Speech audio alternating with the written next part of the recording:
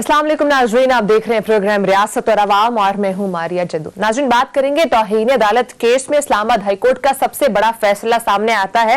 राना शमीम और इंसार अब्बासी की केस खत्म करने की इस्तदा को मुस्तरद कर दिया गया है। लिफाफा बंद खुल चुका है। सील बंद लिफाफे में क्या निकला है आपके साथ आज प्रोग्राम में शेयर करेंगे और उसके साथ साथ अटॉर्नी जनरल ने मौसूल होने वाले लिफाफे पर कुछ सवालात उठाए हैं। वो क्या हैं, प्रोसीडिंग क्या रही, और उसके साथ साथ अटॉर्नी जनरल खालिद जावेद खान साहब और राना शमीम के वकील लतीफ आफरीदी आमने सामने रहे।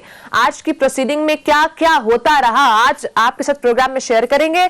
और उसके साथ साथ हुकूमत का मिनी बजट कल कौमी असेंबली में पेश करने का ऐलान। मिनी बजट में कौन कौन से नए टैक्सेस लगने जा रहे हैं, क्या ये इस बजट में अवाम को रिलीफ मिलने जा रहा है या मुश्किलात मजीद बढ़ने जा रही हैं। उसके साथ साथ क्या इमरान खान हुकूमत ये मिनी बजट पास करवा पाएगी, क्योंकि इस बार फिर इमरान खान हुकूमत के लिए नंबर गेम्स एक बहुत बड़ा चैलेंज और कड़ा इम्तहान साबित हो सकता है। डील और हुकूमत के जानी खबरों के दुरुस्त या गलत साबित होने का वक्त इस वक्त आन पहुंचा है। कुछ लोग कह रहे हैं कि ये मिनी बजट डिसाइड करने जा रहा है कि आगे मुल्की हालात और मुल्क की सियासत क्या हो सकती है। नाज़रीन, प्रोग्राम के आखिरी हिस्से में बात करेंगे मुल्क भर के एयरपोर्ट्स पर इमिग्रेशन की तशवीशनाक सूरत-ए-हाल के ऊपर। FIA की नई पॉलिसी ने इमिग्रेशन के आलमी मयारात की धज्जियां बिखेर दी हैं और उसके साथ साथ इमिग्रेशन स्टाफ की नई रोटेशन पॉलिसी से ह्यूमन ट्रैफिकिंग बढ़ने का खदशा भी हो सकता है। ये क्या स्टोरी है, एक्सक्लूसिव आपके साथ प्रोग्राम में शेयर करेंगे। मेरे साथ स्टूडियोज में मौजूद है सहाफी तज्जियाकार सिद्दीक जान और सहाफी तज्जियाकार अदील वड़ाइच। अदील, प्रोग्राम का आगाज आपसे करूंगी।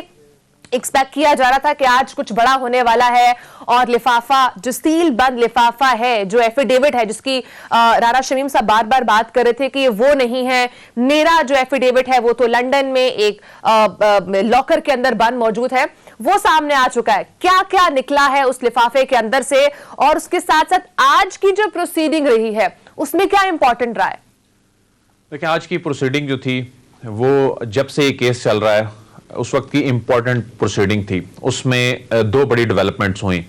एक तो वो बयान हल्फी बिल आखिर सील बंद लिफाफे से 3 तहों से निकलकर सामने आ गया और उस बयान हल्फी के जो बाहर आने के दौरान जो अटॉर्नी जनरल साहब ने उस पर कुछ ऐसे इंकशाफात किए जिन्होंने वाकई राना शमीम साहब को भी परेशान कर दिया, उनकी लीगल टीम को भी परेशान कर दिया। और उसके बाद फिर जब अदालत ने ये फैसला सुनाया कि ये जनवरी में 7 जनवरी को फर्द जुर्म आयद होगी, तमाम जो रिस्पोंडेंट्स हैं उन पर, कंटेमनर्स जो हैं उन पर फर्द जुर्म इसमें आयद होगी, तो ये एक बड़ी डेवलपमेंट थी। लेकिन आज जब इस केस की समाअत शुरू हुई तो जनाब जस्टिस अतर मिनुल्लाह साहब ने कहा कि जी वो कहाँ है सील बंद लिफाफा, वो लाया जाए। रजिस्ट्रार ऑफिस ने वो लिफाफा जो है वो जब पेश किया तो लतीफ आफरीदी साहब को उन्होंने कहा जी इसको खोलें। आज भी लतीफ आफरीदी साहब ने वो लिफाफा खोलने से इनकार कर दिया। और क्या है जो खोलने से सब इनकार कर रहे हैं? अच्छा, अब लतीफ आफरीदी साहब कह रहे थे जी कि हमने तो सील बंद लिफाफा अदालत को भिजवा दिया, उनकी ख्वाहिश थी कि अदालत ये खोले। अब उस पे एक बड़े दिलचस्प रिमार्क्स भी आए जनाब जज साहब के। उन्होंने कहा कि इस पे तो फिर पता नहीं किस किस के फिंगरप्रिंट्स लग जाएंगे, ये आप ही खोलें। तो उन्होंने कहा अच्छा अगर आप नहीं खोलते तो फिर अटॉर्नी जो एडवोकेट जनरल साहब जो हैं वो खोलें। लेकिन अटॉर्नी जनरल साहब ने कहा कि ये इन्होंने प्रोड्यूस करना था, ऑर्डर इनके लिए था और इन्होंने एग्जीक्यूट किया। इन्होंने तो भी ये बताना है कि इन्होंने नोटराइज कहां कराया, एग्जीक्यूट ये कहां कराया, इन्होंने लीक किसे किया। तो उस पर लतीफ आफरीदी साहब को ये बातें बड़ी चुभ रही थी। लतीफ आफरीदी साहब ने उन पर जानिबदारी का इल्जाम भी लगाया, लेकिन जस्टिस अतर मिनुल्लाह साहब ने जो है फिर उनको सपोर्ट किया, जनाब अटॉर्नी जनरल साहब को, खालिद जावेद साहब को। अच्छा, अब इसमें हुआ ये कि जब वो सील बंद लिफाफा बहरहाल कहा गया कि जी राना शमीम साहब को बुलाया जाए, जी राना शमीम साहब आए, खोलें जी आप लिफाफा। बड़ी हिचकिचाहट और बहुत उन्होंने टाल मटोल से काम लिया उनके वकील ने, लेकिन बिलाखिर राना शमीम साहब को लिफाफा खोलना पड़ा। जब राना शमीम साहब ने जब वो खाकी कवर उसका खोला, उसके बाद अंदर DHL का जो कोरियर कंपनी है उसका सील बंद लिफाफा था, उसको भी जब खोला तो अंदर एक और लिफाफा था, उस पर भी कोरियर कंपनी का लोगो था। अटॉर्नी जनरल साहब ने कहा कि राना शमीम साहब तो ये कहते रहे कि मैंने तो बयान हल्फी देते ही से सील करवा दिया था और इसे लॉकर में रखवा दिया था। ये एनवेलप बता रहा है कि ये बयान हल्फी उस कोरियर के ऑफिस में जाके सील हुआ है। इस पे जो है वो काफी ज्यादा बेचैनी देखी गई। लतीफ अफरीदी साहब ने भी इस पे एतराज किया, अमजद शाह साहब जो बार की जानिब से थे, पाकिस्तान बार की जानिब से, उन्होंने भी इस पे एतराज किया। लेकिन अटॉर्नी जनरल साहब ने कहा देखें जी ऊपर लोगो लगा हुआ है, इन्होंने क्या उस कंपनी के लोगो वाले एनवेलप में सील किया था? इसका मतलब है कि ये इन्होंने अदालत में गलत बयानी की है। तो बहरहाल इसमें मामला आगे बढ़ा और अदालत ने जब वो अटॉर्नी जनरल साहब को भी दिखाया और वो देखने के बाद अंदाजा हुआ कि ये वही बयान हल्फी है जो बयान हल्फी सोशल मीडिया पे चलता रहा, जो पब्लिश हो चुका था, जो बयान हल्फी दुनिया देख चुकी है, ये वही बयान हल्फी था। उसके बाद इसको अदालत ने दोबारा सील करने का हुक्म दे दिया। लेकिन अटॉर्नी जनरल साहब ने कहा कि हमें वो एनवेलप्स जो हैं उनकी भी कॉपीज दी जाएं कि मैं इस मामले पे भी प्रोसिक्यूट जो है वो करना चाहता हूं। लेकिन आज अटॉर्नी जनरल साहब ने एक बड़ी इंपॉर्टेंट तजवीज दी और बल्कि एक ऑप्शन दिया, क्योंकि वो एक प्रोसिक्यूटर का किरदार अदा करना है ना उन्होंने तौहीन अदालत केस में। उन्होंने कहा कि राना शमीम, वैसे तो इतना एविडेंस आ गया है, इन तमाम लोगों पर फर्द जुर्म आयद की जाए, लेकिन उन्होंने कहा कि राना शमीम साहब को एक मौका दिया जाए। ये बड़ी दिलचस्प बात थी। उन्होंने कहा राना शमीम साहब को यह मौका दिया जाए कि राना शमीम साहब ये तस्लीम कर लें कि हाँ जी मैं यूज हो गया हूं और ये जो अदलिया के खिलाफ साजिश हुई है मुझसे हो गया गलती, मैं माफी मांगता हूं। तो उस सूरत में इन पर फिर केस नहीं आगे चलाना चाहिए। अब ये वो बड़ा इंपॉर्टेंट पॉइंट है कि राना शमीम साहब ने अगर खुद बचना है तो फिर उनको ये तस्लीम करना होगा, वो इस्तेमाल हुआ है, उनसे होगी गलती। क्योंकि तौहीन अदालत का जो चार्ज फ्रेम करने की जब स्टेज आ जाती है तो ये बड़ी एक कंटेम्नर जो होता है उसके लिए खतरनाक स्टेज होती है। इसके बाद फिर ऑप्शन कम रह जाता है, अगर मुतमिन नहीं होता तो फिर उसके बाद जेल जाना पड़ सकता है। तो इसमें अब जो अगली समात है 7 जनवरी को इसमें फर्द जुर्म आयद होगी और अब इन्हें मुतमिन करना है। राना शमीम साहब माने हैं कि नहीं माने? अभी देखें इन्होंने तो बड़ा, अंसार अब्बासी साहब ने भी, राना शमीम साहब की जो टीम है उन्होंने बड़ी कोशिश की कि ये आप ये कह रही हैं कि राना शमीम साहब ये मान जाएं कि मैं गलती हो गया। नहीं, राना शमीम साहब ने अभी उस पर कोई इस पे कोई कमेंट नहीं किया था। लेकिन अब राना शमीम साहब उन लोगों को एक्सपोज करेंगे या खुद तौहीन अदालत केस में जो है वो सजा का सामना करेंगे। टर्निंग पॉइंट सिद्दीक, आज जो लिफाफा मौसूल हुआ है उस हवाले से अटॉर्नी जनरल ने क्या अहम सवालात उठाए हैं, वो जरा ब्रीफ कर दें। देखें कुछ चीज़ें तो अदील बड़ाई साहब बता चुके हैं कि उन्होंने यही कहा कि इन्होंने तहरीरी अपने जवाब में कहा था कि वो एक बंद लिफाफे में सील करके और उन्होंने अपने नवासे के पास लॉकर में रखा हुआ है, लेकिन वो सील बंद लिफाफा कहाँ पर है? तो अटॉर्नी जनरल एस्टैब्लिश करना चाहते थे कि इन्होंने ये झूठ बोला क्योंकि ये डॉक्यूमेंट ओपन था और ये तासुर देते रहे कि वो तो प्रिविलेज डॉक्यूमेंट था, प्राइवेट डॉक्यूमेंट था, खुफिया डॉक्यूमेंट था जिसको उन्होंने खुफिया रखा हुआ था। तो ये गलत बयानी कर रहे हैं, वो खुफिया नहीं था, वो ओपन डॉक्यूमेंट था। दूसरा जो है अटॉर्नी जनरल ने आज कहा भी सही, जब उन्होंने कहा, पहली बात तो यह है कि आज 9 बार कोशिश की लतीफ अफरीदी साहब ने कि राना शमीम से ये बयान हल्फी बंद लिफाफा ना खुलवाया जाए। राना शमीम साहब को भी जब दिया गया तो उन्होंने, जिस तरह से हम देखते हैं ना कि बकरा ईद के ऊपर बकरे के ऊपर मालिक जो है वो हाथ फेर के और कसाई के आगे कर देता है कि जी ये अब आप इसको जो है वो छुरी फेर दें, तो उन्होंने भी बंद लिफाफे के ऊपर हाथ फेर के और अदालती अमले को दे दिया। उन्होंने कहा जी ये मुझे कटर ना लग जाए तो आप ही खोल दें। तो फिर अदालती अमले ने खोला, लेकिन ऐसे समझें कि खोला उन्होंने ही सही क्योंकि हाथ उनका फिरवा लिया गया था, हाथ में उनके दिया गया था, उन्होंने ही खोला ये बंद लिफाफा। और वो हो या अदालत का अमला हो, एक ही बात है। नहीं, वो थोड़ा सा फिर कानूनी तौर पे थोड़ा सा हो जाता है, टेक्निकल मामला। असिस्टेंस उन्होंने अदालत के अमले से ले ली। सदीक जान साहब ये बताएं कि आज इरफान हाशमी साहब की जो स्टोरी है उसकी भी गूंज सुनाई दी और उस पर उन्होंने कहा कि इन्होंने अभी ये भी बताना है, अटॉर्नी जनरल साहब ने ये कहा कि अभी इन्होंने ये भी बताना है कि ये नोटराइज किसी के दफ्तर में हुआ। फिर जब ये कहा गया लतीफ अफरीदी साहब की जानिब से कि तरदीद कर दी है इन्होंने टीवी इंटरव्यू में, तो अटॉर्नी जनरल साहब ने कहा कि जिनके दफ्तर में हुआ है उनकी तरदीद नहीं आई। आज अटॉर्नी जनरल साहब ने बड़ा टफ टाइम दिया सदीक जान साहब। बिल्कुल, उन्होंने बहुत टफ टाइम दिया। यही वजह है कि आपने देखा कि राना शमीम साहब भी उनके ऊपर जो है वो कह रहे थे कि ये पार्टी बन गए हैं لطیف آفریدی صاحب نے بھی اعتراض کیا اور لاسٹ ہیئرنگ پہ بھی لطیف آفریدی صاحب نے کہا کہ ہم جو ہے وہ اٹارنی جنرل سے میں بڑا خوفزدہ ہوں. اور پھر آج تو انہوں نے کہا رانا شمیم صاحب کے بارے میں کہ یہ غریب آدمی سارا دن ٹینشن میں رہتا ہے, ایک طرف عدلیہ کا خوف ہے, دوسری طرف اٹارنی جنرل کا دباؤ ہے. اٹارنی جنرل صاحب نے پوچھا کہ میں نے کیا کیا ہے, اور تیسرا پھر آپ نے دیکھا کہ آج امجد شاہ صاحب جو پاکستان بار کونسل کی جانب سے وہ بھی بھاگ کے روسٹم پر آ گئے اٹارنی جنرل کے اوپر اعتراض کرنے کے لیے. جو کیا اعتراض کر رہے تھے؟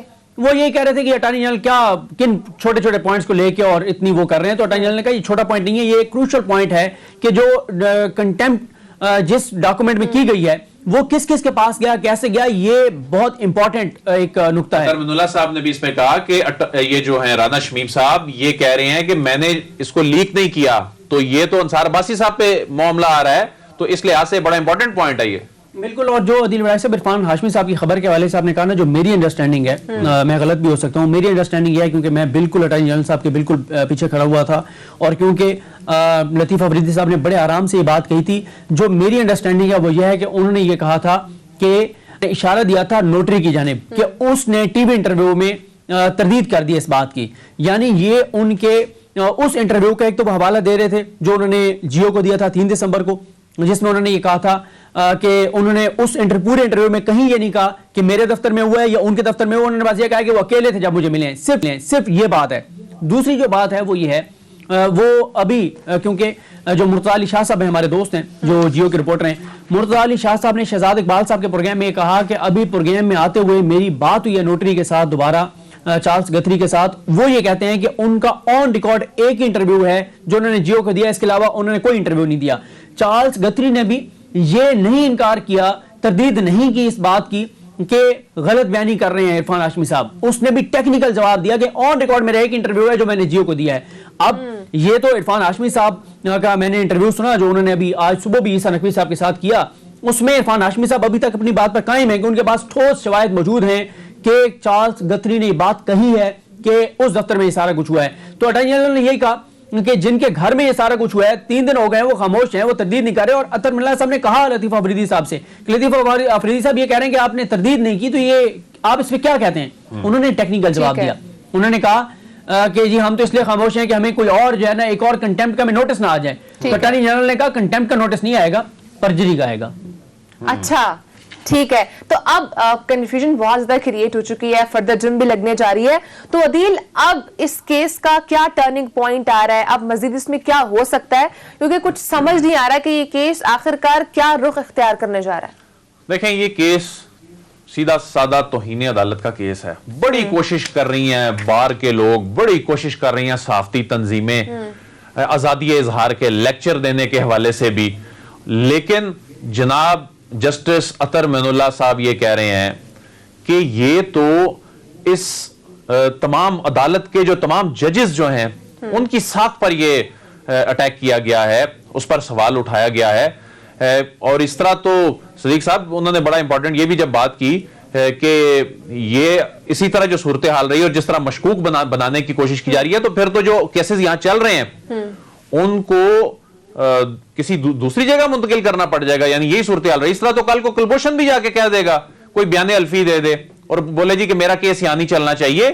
تو ہے تو یہ بہت ہی امپورٹنٹ کیس ہے. یہ صرف ایک توہین عدالت کا کیس نہیں ہے.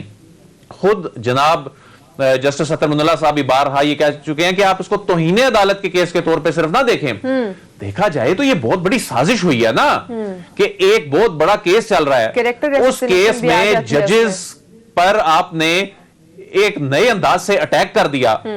ماضی میں تو اٹیک کرنے کی نوعیت اور ہوتی تھی, فزیکل اٹیک بھی ہوتے رہے عدالتوں پہ, لیکن اس مرتبہ جو اٹیک کیا گیا عدالت کے اوپر یہ تو پوری عدلیہ کی ساکھ پر بہت بڑا حملہ تھا. اور اس کیس کا جو فیصلہ ہے, جو بھی اس کیس کا فیصلہ ہو, وہ پھر یہ طے کرے گا کہ مستقبل میں اس طرح کے جو معاملات ہیں اس کے دروازے بند ہوں گے. ٹھیک ہے. لیکن آج کی پروسیڈنگ میں صدیق چیف جسٹس اطہر من اللہ صاحب نے کچھ شریف فیملی کے حوالے سے بھی کچھ اہم ریمارکس دیے تھے, وہ کیا تھے؟ دیکھیں 3 موقعوں پر اطہر من اللہ صاحب نے ریمارکس دیے. ایک تو انہوں نے کہا کہ جو اس بیان حلفی کے بینیفیشریز ہیں ان کو اس عدالت سے صرف ریلیف ہی ملا ہے, یعنی جب بھی ان کو ملا ہے ریلیف ہی ملا ہے. آج تک ان کے خلاف کل بات بھی کر رہے تھے کہ بالکل, تو انہوں نے کہا ان کو ہمیشہ ریلیف ہی ملا ہے. دوسرا انہوں نے یہ بات کہی جو وہ مسلسل کہہ رہے ہیں کہ دیکھیں آپ عدالت سے باہر بیانیاں بنا رہے ہیں, اگر کوئی کسی کے پاس ثبوت ہے تو آئیں میری عدالت میں, اوپن کہہ رہا ہوں, اسٹیبلش کریں کہ میرا کوئی جج کسی کے انفلوئنس میں تھا, کسی کے دباؤ میں تھا, کسی کے ہاتھوں میں کھیل رہا تھا, میں اوپن ہوں, آئیں اور ثابت کریں. تیسری جو بات ہے اطہر اللہ صاحب نے کہا, انہوں نے کہا کہ بات یہ ہے کہ یہ جو بیانیاں جس کو اتنا بیان کیا گیا ہے کہ لوگ اس کو سچ سمجھنے لگ جاتے ہیں کہ جی ان کو ضمانت کہا گیا کہ ضمانت نہیں دینی 25 جولائی کے الیکشن سے پہلے, تو انہوں نے کہا اس سے پہلے ممکن تھی ہی نہیں ان کی ضمانت. وہ پہلے بھی اطہر اللہ صاحب بتا چکے ہیں کہ 2 ہفتے کا کم از کم وقت دیا جاتا ہے, اور انہوں نے یہ بات کہی تھی کہ چھٹیوں کے باوجود ان کو 2 ہفتوں بعد ان کا کیس لا گیا. اور پھر انہوں نے آج ایک اور بات کہی, انہوں نے کہا یہ جو بیانیہ بنایا جاتا ہے کہ یہ عدالت کمپرومائزڈ ہے, اس کے ججز انفلوئنسڈ ہیں, وہ کسی کے کہنے پہ فیصلے کرتے ہیں. انہوں نے کہا پھر ضمانت تو میں نے دی تھی ان کو, میں نے پھر ضمانت دی تھی, کیا میں نے بھی غلط کیا تھا؟ اور آج انہوں نے 2 اور بہت امپورٹنٹ چیزیں کہیں. ایک تو انہوں نے فنڈ کے حوالے سے بھی کچھ تذکرہ چلتا رہا آج ہائی کورٹ میں. ہاں, وہ کلیبری فنڈ کے حوالے سے یہ ہوا کہ اٹارنی جنرل پاکستان نے آج 2 موقعوں پہ بڑے زومانی جملے انہوں نے بولے. ایک تو جس کا عادل وڑائے صاحب نے ذکر کیا, انہوں نے کہا کہ نہ جانے کس کس کے اس کے اوپر ہاتھ جو ہے نا وہ فنگر پرنٹس ہوں گے اس بیان حلفی کے اوپر. یعنی پتہ ہی ہے سب کو جو پبلک ڈومین میں ہے کہ یہ بیان حلفی کن کے پاس تھا اور کہاں سے آیا اور کیسے آیا ہے. اور دوسرا انہوں نے کہا یہ ذرا سر مجھے بھی دکھا دیں بیان حلفی, میں بھی ذرا دیکھ لوں کلیبری فنڈ والا معاملہ نہ ہو جائے. اور وہی پھر معاملہ ہوا, وہ جو بند لفافہ تھا اس کے معاملے میں. اور آج جو ایک اور چیز بڑی امپورٹنٹ اطہر اللہ صاحب نے کہی, انہوں نے کہا کہ رانا شمیم صاحب یہ کہہ رہے ہیں کہ ان کا پریویلیج ڈاکومنٹ تھا جس کو غلط کیا انصار عباسی نے چھاپ کے ان کی پرائیویسی بریچ ہوئی ہے. دوسرا نوٹری نے غلط کیا کہ نوٹری نے یہ لیک کیا. انہوں نے کہا کہ نوٹری کے خلاف یوکے میں اور انصار عباسی صاحب کے خلاف پاکستان میں انہوں نے رانا شمیم نے کیا پروسیڈنگز کی ہیں, کیا کارروائی کی ہے, کہاں درخواست دی ہے, کیا. تو یہ بہت امپورٹنٹ ہے.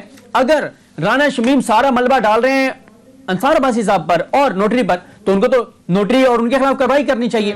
لیکن کیونکہ یہ اندرونی خانہ سارا ایک مکمکہ ہے, جتنے بھی آپ کو اس میں مورے نظر آئیں گے نا, یہ میں وہ کون سی ہوتی ہے جو ایک وہ کھیلتے ہیں گیم ہوتی ہے جس میں شطرنج, ہاں میں کھیلتا نہیں ہوں لیکن سنتے ہیں کہ اس میں بھی اسی طرح سے ہوتا ہے کہ ایک چالیں چلی جاتی ہیں اور ایک جو مرکزی جو ایک کردار ہوتا ہے اس کو بچانے کے لیے سارے چھوٹے چھوٹے کردار جو ہیں وہ اپنا اپنا رول ادا کر رہے ہوتے ہیں. یہاں پہ بھی ایک مرکزی کردار ہے, وہ ہے شریف خاندان.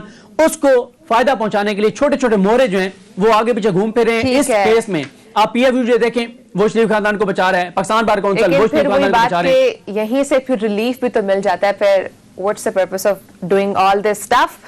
ناظرین بریک کا ٹائم ہے. بریک کے بعد حکومت نے اپنا منی بجٹ پیش کرنے کا اعلان کیا ہے. کتنا عوام دوست ہوگا کتنا نہیں, اسے بریک کے بعد بات کریں گے, ساتھ رہیے گا.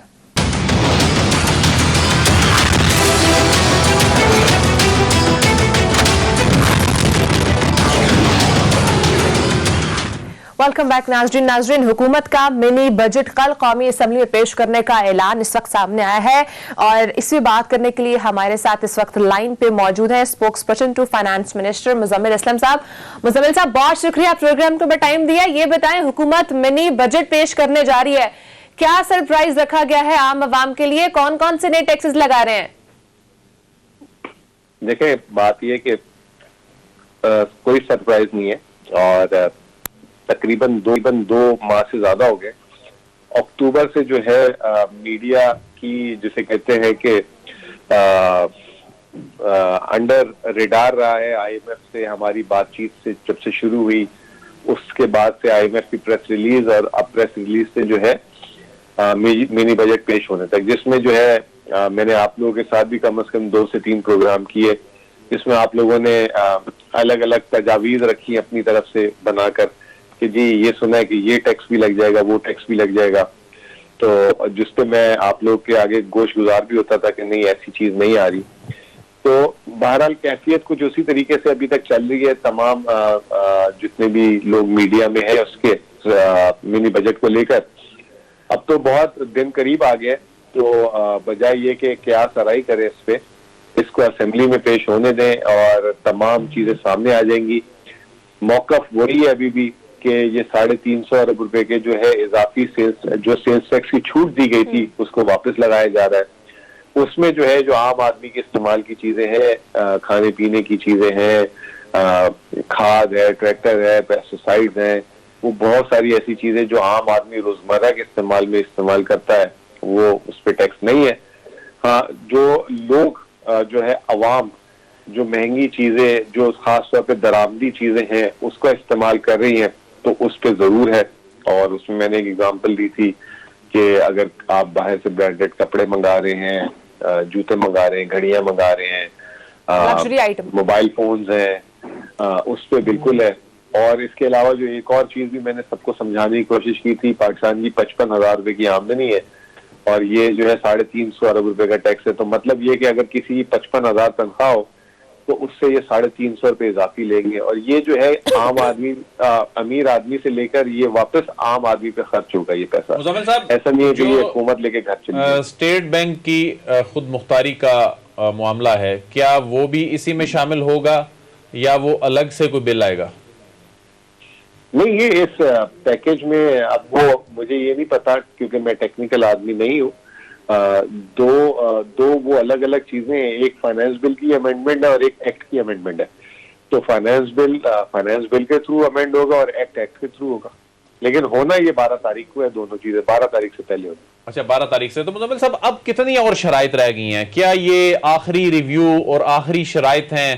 ٹھیک ہے, ان پر عمل درآمد کے جو اثرات ہیں بڑے دورس ہوں گے, لیکن یہ معاملہ کب تک چلتا رہے گا؟ آخر IMF سے اب جان کب چھوٹے گی, یا ہم اس کے چنگل میں پھنس چکے ہیں؟ لیکن چنگل میں پھنسے ہوئے تھے, نکالنے کی کوشش ہو رہی ہے. 22 پروگرام IMF کے جو ہے 1957 سے ہم لے چکے ہیں, جس میں سے 19 نامکمل رکھے, اور وہ جب تک 19 آپ جب تک علاج پورا نہیں کرائیں گے تو بیماری تو ختم نہیں ہوگی. اس حکومت کا جو ہے, میں نے آپ کے پروگرام میں متعدد دفعہ بولا ہے کہ یہ پروگرام جو ہے یہ حکومت کو لینا پڑا, اور احسن اقبال خود کہتے تھے کہ انہوں نے 1 سال بعد کیوں لیا. تو یہ پروگرام تو ہمیں دے کے گئے تھے, پروگرام گود پہ, ٹھیک ہے نا. اب اس پروگرام کو ہم نے نکالنا ہے, اور تقریباً جو ہے 30 ماہ گزر چکے ہیں, 9 مہینے رہ گئے. ہمارے جو ہے مالی حالات بہت بہتر ہیں, 25 ارب ڈالر کا ہمارا خزانہ ہے. اگر ہم اس پروگرام کے تھرو جو پاکستان کی جو بنیادی ضروریات ہیں اس پہ جو ہے چیزوں پہ عمل درآمد کر لیں گے تو بہت اچھا ہو جائے گا.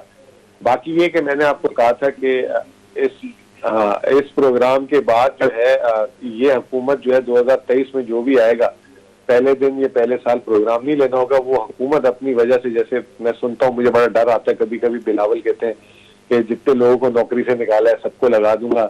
اسحاق ڈار اور شہباز شریف کہتے ہیں ہم بجلی آدھی کر دیں گے بغیر بجلی کے, اس میں اصلاحات لا کر. تو مجھے کبھی کبھی ڈر لگتا ہے کہ شاید یہ ہم اور ہماری اگلی نسلوں کو بھی انہوں نے IMF اور IMF سے آگے جو ہے لے جانے کا سوچا ہے. یہ حکومت جو ہے بڑی کوشش کر رہی ہے کہ جو ہے ہماری آنے والی نسلیں, کیونکہ اس نسل میں تو دیکھ لیا پوری زندگی IMF کے ساتھ گزار لی, کم از کم مزمل صاحب آپ نے کہا کہ جو IMF کی طرف سے کنڈیشنز آئیں اس میں تو ہم بجلی, پیٹرول اور یہ تمام چیزوں کی پرائزز نہیں بڑھا رہے, تو کیا یہ جو منی بجٹ آ رہا ہے اس کے اندر کیا ان تمام چیزوں کی پرائسز بڑھیں گی یا کم ہونے جا رہی ہیں؟ ماریہ, آپ کو پیٹرول سے کوئی خاص محبت ہے, ہمیشہ پیٹرول ٹریول کرتی ہوں نا اس لیے. ہاں, تو وہ آپ نے کہا تھا اتنا بڑھ جائے گا پیٹرول, میں نے کہا تھا کم ہو جائے گا. آپ سے موقع نہیں ملا, اتفاق ہے. ابھی آپ کو یاد ہوگا کہ 15 دسمبر کو ہم نے 5 روپے قیمت کم کر دی تھی الٹا پیٹرول کی, جی, اور 8 روپے پیٹرولیم لیوی 8 روپے بڑھ بھی چکا اس کے باوجود. تو اور جو ہے بجلی کی قیمت وہ تو ناگزیر تھی. لیکن بات یہ ہے کہ مجھے ایک بات بتائیں کہ اگر کوئی حکومت 17-18 روپے میں بجلی بنا کے گئی ہو اور عام آدمی کو 4 روپے میں بیچ رہی ہو, تو پہلی تو اس نے عام آدمی کے لیے وہ بجلی بنائی نہیں تھی. اسی طریقے سے جو گیس جو یہ بار بار کہتے ہیں کہ جی یہ LNG لے لیتے, اگر وہ جو ہے 13% جو ہے برنٹ کی قیمت میں لے کے گئے تھے, اور اس کی سستی سے سستی قیمت بھی جو ہے $9 $10 پڑتی تھی, اور عام صارفین میرے اور آپ کے گھر جو ہے گیس جو ہے $2 کی آتی ہے, تو مجھے بتائیں وہ بھی عام آدمی کے لیے نہیں لے کے گئے تھے. تو یہ عام آدمی کا رونا پیٹنا چھوڑ کے صرف ہمیں یہ دیکھنا چاہیے کہ جو ماضی کے ہمارے فیصلے ہوئے تھے وہ عام آدمی کے لیے تھے یا کسی اور کے لیے تھے. یہ حکومت پوری کوشش کر رہی ہے کہ اگر بجلی کی قیمتیں کیونکہ بڑھانی پڑ رہی ہے, معاہدے پورے کرنے ہیں, تو اس کا کہیں سے ازالہ کیا جائے. اور ازالہ میں جو ہے احساس پروگرام بھی کر لیا, احساس راشن بھی کر لیا. ابھی ہم نے ایگریکلچر اکانومی کو تو ٹھیک کر دیا ہے, الحمدللہ وہاں پہ لوگوں کو پیسے بنے ہیں, ٹھیک ہے. اور جو ہمیں پریشانی ہے وہ یہ ہے کہ جو تنخواہ دار طبقہ ہے وہ, اور خاص طور پہ شہری علاقے کا, وہ ہمیں بہت پریشانی ہے. آپ اس میں آپ یقین جانیں کہ آپ لوگ کو ہمیں बार बार बताने की जरूरत नहीं है, हम उसमें खुद दिन रात बड़े वो परेशान हैं। मुजम्मिल साहब, हुकूमत इस पे जो है सरकारी तनख्वाहदार तबके का तो आप हल निकाल लेते हैं, जाहिर है बजट में हर साल तनख्वाहों में इजाफा होता है। अच्छा, प्राइवेट सेक्टर में बहुत बड़ी तादाद है, जाहिर है सरकारी उसके निस्बत बहुत कम होती है। अब जो चंद महीने पहले दादोशुमार आए कि जो 100 बड़ी कंपनियां पाकिस्तान में जो स्टॉक मार्केट में रजिस्टर्ड हैं, उन्होंने तारीख का सबसे ज्यादा मुनाफा कमाया है। क्या ये मुनाफा आगे लोगों पे पास ऑन नहीं होता? आगे यहाँ पाकिस्तान में कोई ऐसा कल्चर नहीं है, पाकिस्तान में ऐसे कवानीन नहीं है जो एम्प्लॉयज की प्रोटेक्शन के हवाले से बात करें, इनको रिलीफ देने के हवाले से बात करें। यही वजह है कि शायद जो मुलाजमीन हैं, प्राइवेट इदारों के मुलाजमीन हैं, वो शिकवा करते ही ज्यादा नजर आते हैं कि हुकूमत की पॉलिसी की वजह से। देखिए, हुकूमत की रेट क्या होती है? हुकूमत की रेट ये होती है मिनिमम वेज तय करना, ठीक है? मिनिमम वेज तय कर सकती है और वो आपको पता है हर साल जो है खाना पूरी होती है, ठीक है ना? और फिर सूबाई हुकूमत, अब जैसे सिंध हुकूमत ने 25,000 पे मिनिमम वेज तय की, और मैं आपको सिंध हुकूमत के ही कई मुलाजमीन दिखा सकता हूँ जो जिनको 14-15,000 तय दे रही है। समझते हैं मुजम्मिल साहब के ये चाहे हुकूमत कोई भी हो, ये होती खाना पूरी है, ये मिनिमम वेज है, इस पे अमल दरामद नहीं हुआ करता। मैं कुछ अर्ज करना चाह रहा हूँ। ये खाना पूरी से बेहतर है कि आप मुल्क में इतनी पैदावारी सलाहियत बढ़ा दें कि जो है लेबर शॉर्ट हो जाए और आपको जो है इसकी तनख्वाह देनी पड़ जाए उस पर जायज, ठीक है? ये होता है तरीका तनख्वाहों पे अमल दरामद प्राइवेट सेक्टर पे कराने का। हमने बीच में सुना था कि टेक्सटाइल वालों के इतना काम था कि उनको मुलाजमीन की कमी हो गई थी, तो उनको तनख्वाहें देनी पड़ी, ठीक है ना? अगर आप ये कहें कि जी वो बंदा काम भी ना करे और उसको तनख्वाह जो है ये मिनिमम वेज पे मैं बिलीव ही नहीं रखता। इसी तरीके से हमने देखा पिछले साल जब कंस्ट्रक्शन का बूम आया तो यही कंस्ट्रक्शन के जो स्किल लेबर थी जो 1,000-1,200 रुपए ले रही थी, वो अब 2,000 रुपए से कम काम नहीं करती, और आप हाथ जोड़ के उससे टाइम मांगते हो कि भाई प्लीज अब मुझे काम पे आ जाओ, मेरा ये जॉब पूरा कर दो। तो जो की है ना प्राइवेट सेक्टर की, सिर्फ उसके सेठ के मुनाफे से नहीं है। आप इतनी ज्यादा जो है एक्टिविटी क्रिएट कर दें, और वो एक्टिविटी कैसे हो सकती है मुल्क में जब ग्रोथ है। अभी मेरे सामने आपने बात की रिकॉर्ड प्रॉफिट की, अदील जी, मजे की बात बताऊं, 2021 में सिर्फ स्टॉक एक्सचेंज की 100 कंपनियों ने 929 अरब रुपए कमाए थे, और 2018 में 587 अरब था। और आपको एक मजे की बात बताऊं, जो मुस्लिम लीग नून हुकूमत कहती है हमारे दौर में बड़ी तरक्की हुई थी, 2014 में भी ये 100 कंपनियों का मुनाफा 535 अरब था, और 5 साल बाद वो 587 अरब, यानी कि 10% भी इजाफा नहीं हो सका। और जब ये हुकूमत आई तो पहले साल में 629 पे लेके गई, कोरोना वाले साल में 572 और इस साल 929 अरब रुपए। अगर यही सूरत हाल जो अभी नजर आ रही है चलती रही तो ये जो है 1200-1500 अरब हो जाएगा, और यही लेबर पूल को जो है इनको पैसे देने पड़ेंगे। अभी आप ये देख लेंगे आईटी इंडस्ट्री में बूम आया हुआ है, आईटी के लिए लोग नहीं मिल रहे काम करने के लिए। तो पॉइंट ये है कि हुकूमत पॉलिसी क्रिएट करे, हुकूमत जो है एक्टिविटी क्रिएट करे, प्राइवेट सेक्टर खुद मजबूर होगा, वरना अगर सरप्लस लेबर होगी घर बैठी होगी तो वो उसका इस्तेमाल करेगी। मुजम्मिल साहब, ये डॉलर कब काबू में आएगा? ये डॉलर क्यों आपकी हुकूमत जो है ये बेबसी क्यों जाहिर कर रही है डॉलर को कंट्रोल करने के? देखिए, आपको लगता है ऐसा, और मुझे बड़ा अफसोस से कहना पड़ता है, ये हर प्रोग्राम में आप लोगों के कुछ कांस्टेंट सवाल है। अब आप ये देखेंगे पाकिस्तान का जनवरी से लेकर अब तक 10% करेंसी गिरी है। पूरी दुनिया में क्या पाकिस्तान ऐसा है? जापान जो है उसकी 10% गिरी है, स्वीडन की करेंसी 11% गिरी है, यूरो जो है वो 8% गिरा है, ठीक है, ब्राजीलियन रियाल जो है 9% गिरा है।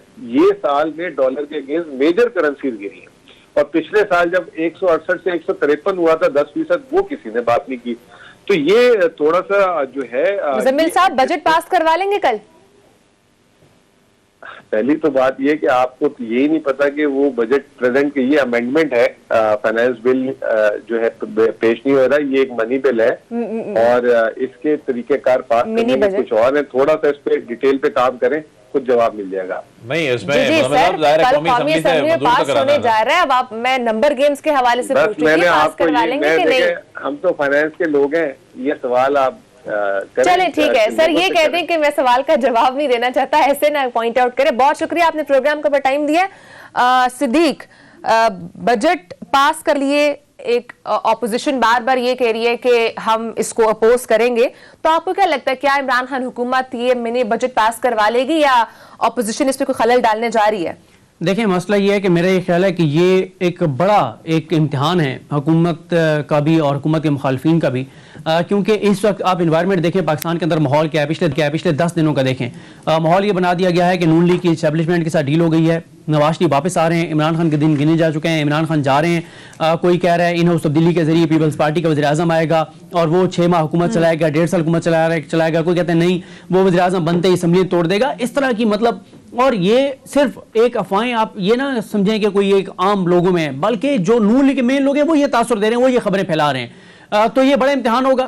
لوگ یہ بھی تو کہہ رہے ہیں کہ اگر یہ ہو جاتا ہے پاس یا نہیں ہو پاتا تو اس سے یہ واضح ہو جائے گا کہ ڈیل کی خبریں درست ہیں یا نہیں. بالکل یہی بات ہے کہ عمران خان صاحب کے پاس اکثریت ہے یا نہیں ہے, یہ اس سے پتہ چل جائے گا کہ اکثریت ہے یا نہیں ہے. اور میں آپ کو بتاؤں پرسیپشن کیا بنا دی گئی ہے. میں ایک عام آدمی کی آپ کو بات بتاتا ہوں, ایک پولیس اہلکار جو کہ ظاہر ہے وہ اس کو ہم عام آدمی کہیں گے, کوئی آفیسر نہیں تھے اس طرح, جو ظاہر ہے جو زیادہ جن کے پاس انفارمیشن ہوتی ہے, بالکل ایک عام جو سپاہی ہیں, ان کے ساتھ میری سپریم کورٹ میں ملاقات ہوئی. انہوں نے مجھے کہا کہ جو IMF والا بجٹ پیش ہونا ہے یہ اگر پاس نہ ہوا تو پاکستان تو بینکرپٹ ہو جائے گا, پاکستان تو دیوالیہ ہو جائے گا, پاکستان تو بس ختم, سب کچھ ختم ہو جائے گا. یعنی یہ پرسیپشن بہت سے لوگوں نے بنا دیا ہے. تو اسی پرسیپشن کی وجہ سے جو ہے وہ پولیٹیکلی بھی بڑی ہائپ ہے کہ عمران خان حکومت کے پاس اکثریت ہے یا نہیں ہے. یہ بڑا امتحان ہے. اب دیکھتے ہیں کہ یہ 2022 کا پہلا امتحان, ابھی مجھے لگتا ہے کہ یہ شاید ان دنوں میں نہ ہو, یہ جنوری کے پہلے ہفتے میں ہو, لیکن ابھی تک کوئی کنفرمیشن نہیں ہے. مختلف اطلاعات ہیں کہ کل پیش کر دیں گے, کہ اسی ہفتے پیش کر دیں گے, کہ جنوری کے پہلے ہفتے میں. لیکن اگر یہ جنوری کے پہلے ہفتے میں آئے گا تو یہ عمران خان کا 2022 کا سب سے پہلا اور ایک بڑا امتحان جو ہے وہ اس ہوگا. امتحان میں عدیل کیا پاس ہو پائیں گے عمران خان صاحب؟ اور وہی سوال کہ اگر تو یہ پاس ہو پاتا ہے نہیں ہو پاتا تو کیا اس سے واضح ہو جائے گا کہ حکومت جو باتیں کر رہی ہے یا جو اپوزیشن باتیں کر رہی ہے ڈیل کے حوالے سے وہ کتنی حقیقت ہے اور کتنا افسانہ ہے؟ اچھا, لوگ جو ہے نا وہ ایک جنرل سی بات کر دیتے ہیں, وہ جی پاس نہیں ہو پائے گا, ارکان نہیں آئیں گے یا وہ اس کو سپورٹ نہیں کریں گے. اس پہ بھی ڈیفیکشن کلاز لگتی ہے منی بل والے معاملے پہ بھی. اس میں آپ پارٹی پالیسی کے خلاف نہیں جا سکتے. دوسری بات یہ ہے کہ منی بل نے سینٹ میں نہیں جانا ہوتا, جہاں پر حکومت کو مشکل پیش آتی ہے عام طور پہ, ظاہر ہے کیونکہ وہاں ان کے نمبر تھوڑے سے اب کم ہیں, پہلے زیادہ کم تھے. تو اس طرح تو قومی اسمبلی سے سادہ اکثریت سے منظور ہونا ہوتا ہے. ہائپ زیادہ کریٹ کر دی گئی ہے, کوئی ایسا بڑا مسئلہ مجھے تو نظر نہیں آ رہا, اور یہ منظور بھی ہو جائے گا. اتنا بڑا امتحان تو یہ تو ابھی تو حالیہ جو بجٹ جو گزرا ہے, یہ جو جون جولائی میں نئے مالی سال کا, اس میں بھی یہی جی پاس نہیں ہوگا, کچھ نہیں ہوگا. لیجسلیشن ہوئی جی, لیجسلیشن نہیں ہوگی. ان کے یہ جو بڑے 30 کو بل انہوں نے منظور کرائے ہیں, ہو گئے منظور, کہاں کوئی رکاوٹ آئی ہے. وہاں البتہ ان کو سبکی کا سامنا ضرور کرنا پڑتا ہے جب یہ پریپیئرڈ نہیں ہوتے اور اچانک ایک بل آ گیا اور اس پہ انہوں نے سٹینڈ لے لیا. پرائیویٹ ممبر ڈے پہ جب ان کے 2 بلوں پر ان کو سبکی کا سامنا کرنا پڑا, تو اس کا یہ مطلب تھوڑی ہے کہ حکومت نے اپنی اکثریت کھو دی ہے. پھر جب حکومت اکثریت لے لیتی ہے اس وقت پھر کیوں چپ لگ جاتی ہے. تو یہ سیاسی معاملات زیادہ ہے, ہو جائے گا, بالکل ٹھیک ہے. ٹھیک ہے, اب یہ فیوچر میں ہی پتہ چلے گا کہ کیا حکومت یہ پانے میں کامیاب ہو پائے گی یا نہیں کامیاب ہو پائے گی.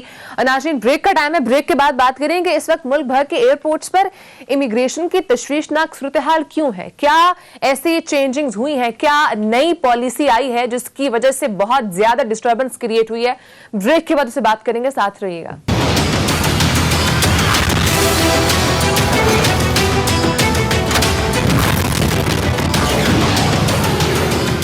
Welcome back. ناظرین, اس وقت ملک بھر کے ایئرپورٹس ہیں, اس میں جو امیگریشن کی پالیسی ہے اس حوالے سے تشویشناک صورتحال سامنے آ رہی ہے. اور FIA کی جو نئی پالیسی آئی ہے ریگارڈنگ امیگریشن, اس نے اس وقت جو انٹرنیشنل سٹینڈرڈز ہیں ان کو بالکل رد کر دیا ہے. اور اس حوالے سے ایک ایکسکلوزیو سٹوری آپ سے پروگرام میں شیئر کر رہے ہیں.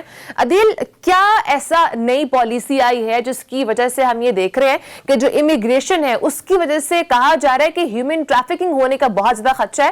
تو ایسی کیا خطرناک پالیسی لائی گئی ہے, کیا چینجز آئی ہیں اس میں؟ ایک نئی روٹیشن پالیسی FIA کی امیگریشن میں متعارف کروائی گئی ہے. یہ جناب وزیر داخلہ صاحب کی جانب سے یہ متعارف کروائی گئی ہے, اور کہا گیا ہے کہ 3 سال سے یا جنہوں نے 3 سال ایئرپورٹس پہ سرو کیا ہے یا جو 3 سال سے پوسٹڈ تھے ان تمام لوگوں کو تبدیل کیا جائے اور فریش لوگوں کو لگایا جائے. نئی روٹیشن جو پالیسی آئی ہے اس پالیسی کے تحت اب ایف آئی اے میں افسران بچے ہی نہیں کہ جو اس پالیسی کے تحت جنہیں لگایا جا سکے ایئرپورٹس پہ, اور نتیجتاً ایف آئی اے کے امیگریشن عملے کو ان لوگوں کو لگایا گیا ہے جن کی بنیادی تربیت ہی ابھی مکمل نہیں ہوئی, اور بالکل جو ابھی جن کی ریکروٹمنٹ ہوئی ہے ان کو اتنی حساس جگہ پر لگا دیا گیا ہے. اور ان کے جو انچارج صاحبان ہیں جو انسپیکٹر لیول کے ہوتے ہیں ان کو بھی جو کوئی ڈیپوٹیشن سے آیا ہے, کوئی سندھ پولیس سے ڈیپوٹیشن پہ آیا ہے, کوئی پنجاب پولیس سے ڈیپوٹیشن پہ آیا ہے, ڈیپوٹیشن پر آتے ہی یعنی ایک پولیس کے ایک افسر کو بغیر تربیت کے ہی ان کا انچارج بنا کر وہاں بٹھا دیا گیا ہے. اور اس وقت کی صورتحال یہ ہے, میں خاص طور پہ اسلام آباد ایئرپورٹ کی بات کرتا ہوں, یوں تو یہ تمام ایئرپورٹس پر یہی صورتحال ہے کہ ایف آئی اے کا عملہ اس وقت ایئرپورٹس کے اوپر بنیادی جو دستاویزات ہیں ان کی شناخت کرنے میں ہی ان کو مسئلہ آ رہا ہے. یعنی یہ خود آنکھوں دیکھا حال ایسا ہے, اس کے 2-3 ایویڈنس ہمارے پاس ایسے آئے ہیں کہ ایف آئی اے کا عملہ بیرون ملک جانے والے افراد کے حوالے سے اور بیرون ملک سے آنے والے افراد کے حوالے سے پاکستان اوریجن کارڈ اور نائکاپ میں تمیز نہیں کر پاتا کہ نائکاپ کس مقصد کے لیے ہے اور پاکستان اوریجن کارڈ کس مقصد کے لیے ہے. یہ تو بیرون ملک جانے والے اور اندرون ملک آنے والے جو پاکستانی ہیں یا غیر ملکی ہیں ان کو تو مشکلات کا سامنا کرنا پڑ ہی رہا ہے, خاص طور پہ ہمارے جو سمندر پار پاکستانی ہیں جن کے پاس ڈوئل نیشنلٹی ہیں ان کو سب سے زیادہ اس میں مسئلے کا سامنا کرنا پڑ رہا ہے, اور ان کو کئی مرتبہ غیر ضروری طور پر کاؤنٹرز پر آدھا گھنٹا جو ہے وہ کھڑا کر دیا جاتا ہے, کیونکہ انہیں کسی کو نائکاپ کا نہیں پتا, کسی کو یہ نہیں پتا پاکستان اوریجن کارڈ کا, اور وہ غیر ضروری جو چیزوں کو وہ اس لیے چیک کرنا پڑتا ہے, ان کا تجربہ ہی نہیں ہے, ان کو بنیادی تربیت ہی نہیں ہے. لیکن اس میں جو خطرناک بات یہ ہے کہ اتنی حساس پوسٹنگز پہ ان لوگوں کو بٹھایا جانا جو بالکل فریش ہیں, جن کو نہ امیگریشن کی تربیت دی گئی ہے, یہ بہت بڑا ہیومن ٹریفکنگ کے لیے بہت بڑا تھریٹ بنتا نظر آ رہا ہے. جی بالکل, اور خدا نہ خواستہ مس یوز ہو سکتی ہے, یہ مس یوز ہونا خدا نہ خواستہ پاکستان کو نقصان پہنچا سکتا ہے. پاکستان ایک وقت میں واچ لسٹ میں چلا گیا تھا, ایک عالمی واچ لسٹ ہوتی ہے اس کے حوالے سے بھی, اور اس کو کھوسا صاحب جو تھے اس دور میں ان کے وہ ڈی جی تھے ایف آئی اے کے, انہوں نے بڑی ایفرٹس کر کے اس کو نکلوایا تھا. ابھی یہ چیزیں زیادہ رپورٹ اگر ہو گئی کہ یہاں سے لوگ زیادہ کوئی خدا نہ خواستہ باہر چلے گئے ہیں غیر قانونی طور پر, تجربہ کار لوگوں کو عدیل لگا دیا, تو آپ کو نہیں لگتا اس سے بہت سارے مسئلے کھڑے ہو جائیں گے؟ جنہوں نے باہر سے آنے ان کے لیے مسئلہ ہو جائے گا. اگر میں بات کروں انٹرنیشنل سٹینڈرڈز کی, ان میں بہت زیادہ رکاوٹ آئے گی. لوگ انٹرنیشنل کمیونٹی سے تو آپ پہ سوالات اٹھائے گی. یہ سوالات اٹھنا شروع ہو گئے ہیں. بہت بڑی تعداد میں لوگوں کی شکایات ایئرپورٹ پہ امیگریشن کاؤنٹرز پہ آ رہی ہیں.